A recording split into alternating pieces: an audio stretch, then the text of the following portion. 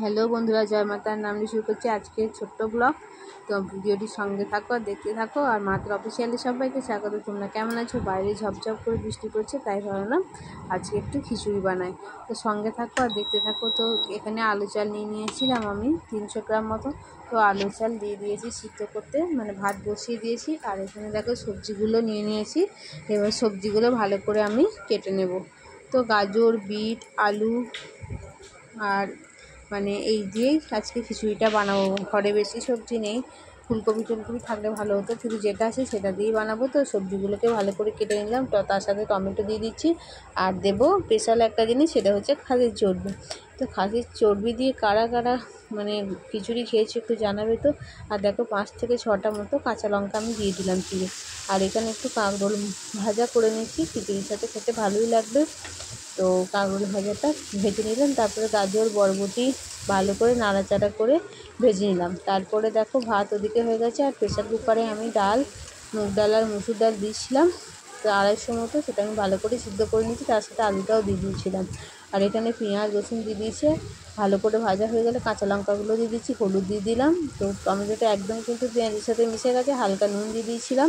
আর তারপরে দেখো মশলা দিলাম 3 চামচ মতো আদা বাটা, 2 চামচ ধনে গুঁড়ো, জিরে গুঁড়ো আর 1 চামচ মতো লঙ্কা গুঁড়ো দিয়ে দিলাম। আর এই যে খাসির চর্বি পিস করে ভালো করে কেটে রেখে দিয়েছি ধুয়ে। তো তারপরে মশলাটা দেখো ভালো করে কষিয়ে নিচ্ছি, যতক্ষণ না তেল ছাড়ছে ততক্ষণ কিন্তু কষিয়ে থাকো। তো স্বাদ মতো নুনটাও দিয়ে দিলাম। তারপরে যেই তেল ছেড়ে দিয়েছি তখন আমি খাসির চর্বিগুলো দিয়ে দিলাম।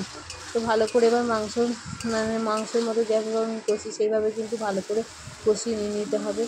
আর তারপরে কষা হয়ে গেলে গাজর আর বরবটি ভেজে রেখেছিলাম সেটাও দিয়ে দিলাম। তো ভালো করে কষিয়ে নেওয়ার পর এরপর আমি খিচুড়িটার সাথে দিয়ে দেবো। আর দেখো মানে বাইরে বৃষ্টি পড়ছে আর খিচুড়ি, গরম গরম খিচুড়ি খেতে কিন্তু ভালোই লাগে। তো তারপরে হাঁড়িটা পাল্টে নিলাম, যেহেতু চালটা বেশি দেওয়া হয়ে গেছে। তো হাঁড়িটা ওই জন্য পাল্টে নিলাম। তো তারপরে মশলা কষিয়ে সব চালের মধ্যে দিয়ে দিলাম। তারপরে ডালটাও দিয়ে দেবো। তো পুরো মশলাটা দিয়ে দিলাম। দেখো চাল, ডাল, আলু সব একসঙ্গে দিয়ে দিয়েছি। এবার ভালো করে মানে নাড়াচাড়া করে নেবো। স্বাদ মতো নুনও দিয়ে দিয়েছি। তো ভালো করে নাড়াচাড়া করে নিয়েছি। তারপরে ভালো করে নাড়াচাড়া করে নিয়েছি। আর একটু খাসির মাংসও এনেছিলো, তো সেটাকে ভালো করে দেখো কষিয়ে নেবো। একদম গ্রেভি টাইপের হবে, কষা কষা মাংস আর সাথে খিচুড়ি। আর কি চাই বলো বৃষ্টির দিনে? তো ভালো করে করে নিয়ে ভালো করে কষিয়ে নিচ্ছি। আর তারপরে কষিয়ে নিয়ে আমি প্রেসার কুকারে দিয়ে দেবো, তো সিদ্ধ হয়ে যাবে তাড়াতাড়ি করে।